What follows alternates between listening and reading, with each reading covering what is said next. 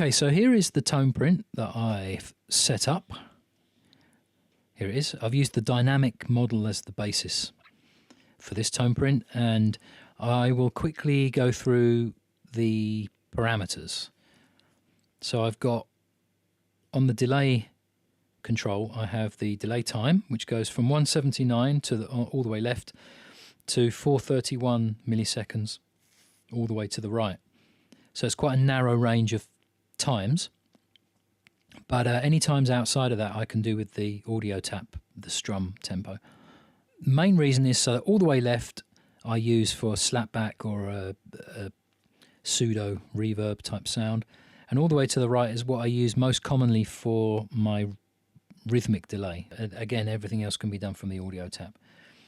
HiCut, that you would do to taste, 1.25K down to 800 Hertz is what I have it set to.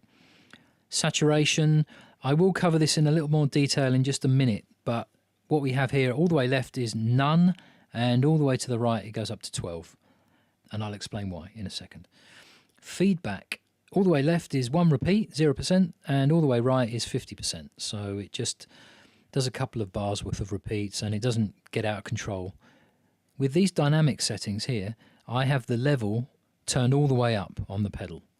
Instead of me having to adjust levels like I used to before when I was using just the analog preset with the same settings, I had to turn it up past halfway for rhythmic delays, I had to turn it down below halfway for long trails on solos, and down even more for doing the slapback, because I don't like the slap to be too loud.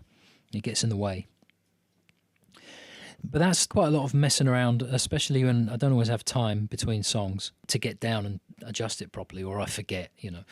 So now I've got it turned up all the way, and I don't have to touch it, because now I've got, controlling my volume of my delay, I've got the dynamic parameters in play. So the sensitivity here, this determines how soon the pedal starts acting on the guitar signal.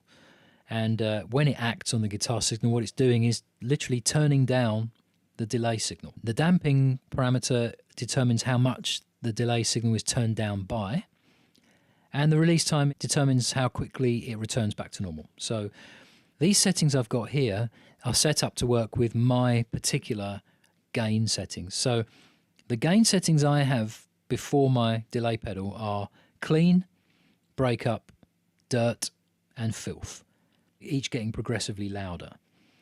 When I do my rhythmic delays, I use a clean or a breakup setting.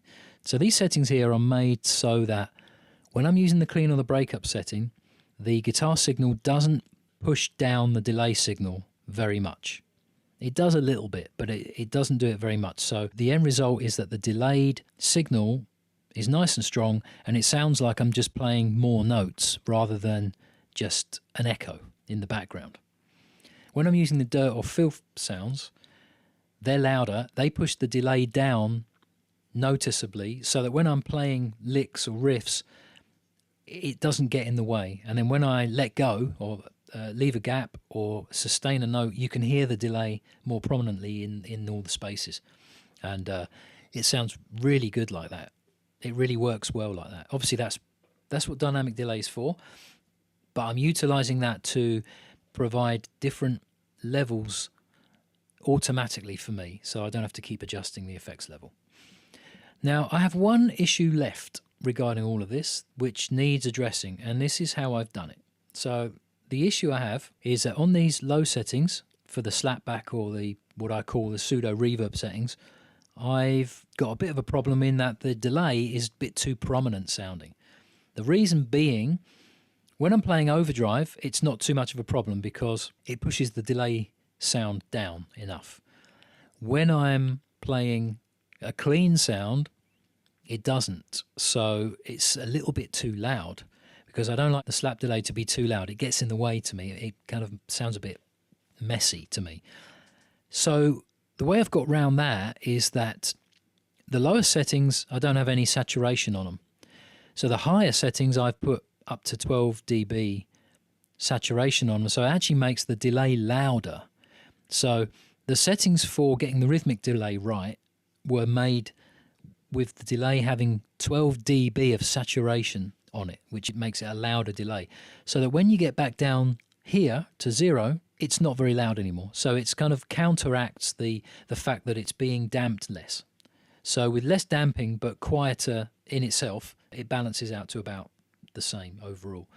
So it works. So I've put these settings in the description so that if you're interested, you can try it yourself, see how it works. And now let's hear this Toneprint in action. So just quickly, different guitar to the intro. It's a higher output, this guitar. The pickups are quite a lot hotter than in the Strat. This is an SX, very cheap guitar, which I've upgraded and with a very fat neck. I'm going to do a review on this sometime, so I'll go into that another time. So let's start off with the big sound, the biggest sound. That's the longest delay time, most saturation, most amount of repeats and whatnot. I've got a clean sound. I've got my clean sound on here. So just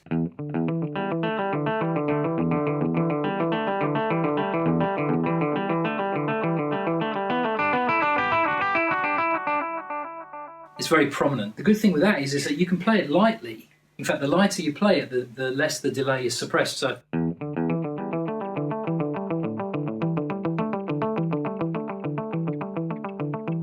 it's very nice. You can really relax and just brush the strings, and you know, if you're the rhythm player in a band and you're just, you know,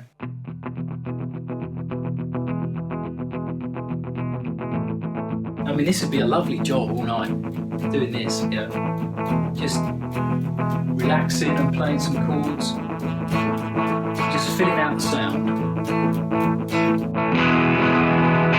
So even when I hit this hard, hear how it's stuck in the delay whilst the notes are playing. Let's go for the biggest lead sound that I've got on here. So listen to the delay now.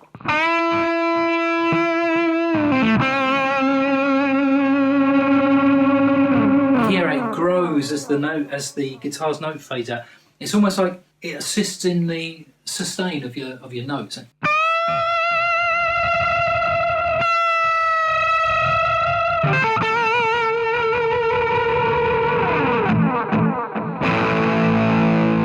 Can help sometimes, depends what you're trying to do. There you go, you can just hear it just building up. So if you play, not that I'm very good at this, but if you play lots of notes in succession,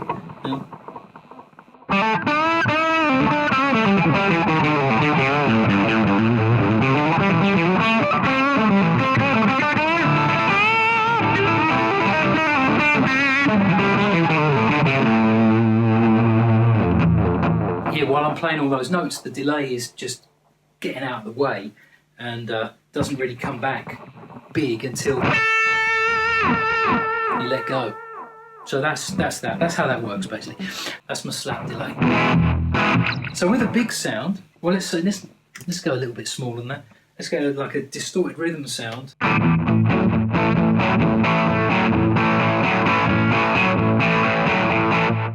So it gets out of the way a little when you...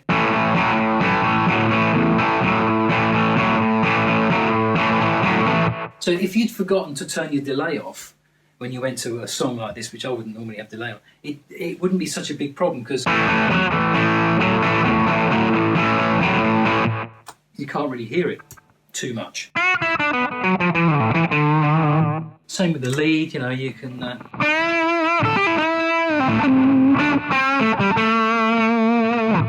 and it's just a...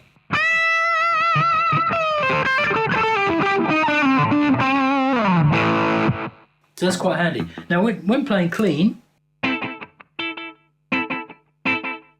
now it's not too... Now this sound used to be too prominent for doing this. I had to turn the level right down, and sometimes I'd forget. And the song started and it's too late to go and change it because I'm in the middle of playing. So what I'd have to do would just be to turn the pedal off. And I like it like this, you know.